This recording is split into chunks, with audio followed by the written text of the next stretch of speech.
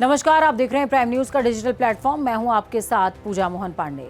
राम मंदिर में चढ़ावे से जुड़े कथित गड़बड़ी के मामले ने अब नया मोड़ ले लिया है।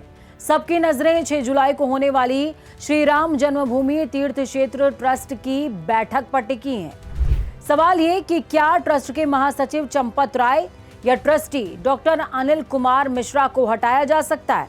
अगर हां, तो उसका नियम क्या है? क्या किसी एक व्यक्ति के कहने से ऐसा हो सकता है या इसके लिए तय प्रक्रिया है? इस वीडियो में आसान भाषा में आप समझने की कोशिश कीजिएगा कि ट्रस्ट डीड आखिरकार कहती क्या है।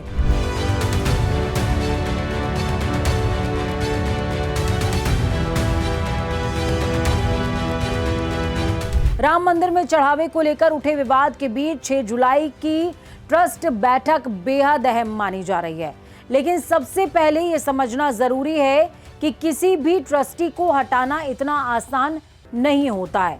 श्री राम जन्मभूमि तीर्थ क्षेत्र ट्रस्ट की डीड में साफ लिखा गया है कि किसी सदस्य की ट्रस्ट से विदाई सिर्फ तय नियमों के तहत हो सकती है, जिसमें पहला तरीका है इस्तीफा। अगर कोई ट्रस्टी खुद पद छोड़ना चाहता है तो उसे ट्रस्ट की बैठक में 1 महीने पहले नोटिस देना होगा। नोटिस की अवधि पूरी होने के बाद ही उसकी सदस्यता खत्म मानी जाएगी। और दूसरा तरीका है ट्रस्ट का प्रस्ताव। अगर किसी ट्रस्टी पर आरोप है कि उसने ट्रस्ट के हितों के खिलाफ काम किया है तो उसे हटाने के लिए ट्रस्ट की बैठक में एक प्रस्ताव लाना होगा। लेकिन सिर्फ प्रस्ताव लाना काफी नहीं है, उसे 2/3 बहुमत से पास भी कराना होगा। अब सवाल है कि 2/3 बहुमत का मतलब क्या होता है? ट्रस्ट में कुल 15 सदस्य हैं, लेकिन इनमें से केंद्र सरकार के प्रतिनिधि, उत्तर प्रदेश सरकार के प्रतिनिधि और अयोध्या के जिला अधिकारी पदेन सदस्य, इनके पास मतदान का अधिकार नहीं है। यानी वोट देने का अधिकार केवल 12 सदस्यों के पास है। ऐसे में किसी ट्रस्टी को हटाने के लिए कम से कम 8 सदस्यों का समर्थन जरूरी होगा। अगर 8 वोट नहीं मिले तो ऐसा कोई प्रस्ताव पास नहीं हो पाएगा। अब बात करते हैं चंपत राय की। चंपत राय ट्रस्ट के महासचिव हैं। अगर वो महासचिव का पद छोड़ भी देते हैं तब भी वो अपने आप को ट्रस्ट से नहीं हटा पाएंगे। वो आजीवन ट्रस्टी बने रह सकते हैं।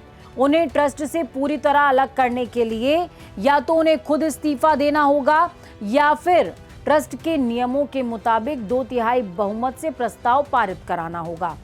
कानूनी जानकारों का कहना है कि किसी ट्रस्टी को हटाने की प्रक्रिया पूरी तरह ट्रस्ट डीड से तय होती है। इसके लिए केवल आरोप लगने या विवाद होने से सदस्यता खत्म नहीं हो जाती। इसके लिए नियमों का पालन करना अनिवार्य होता है। यानी साफ है कि 6 जुलाई की बैठक सिर्फ औपचारिक नहीं बल्कि बेहद महत्वपूर्ण हो सकती है।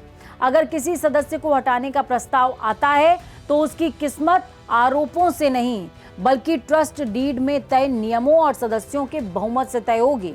और अब देखना होगा कि बैठक में क्या फैसला होता है और क्या ट्रस्ट किसी बड़े निर्णय की ओर आगे बढ़ता भी है या फिर नहीं बढ़ता है। आज के इस एक्सप्लेनर में इतना ही। मुझे दीजिए इजाजत। मैं पूजा मोहन पांडे इस तरह के तमाम टॉपिक्स आपके लिए लेकर आती रहूंगी। फिलहाल आज के लिए इस मुद्दे के लिए साइनिंग ऑफ।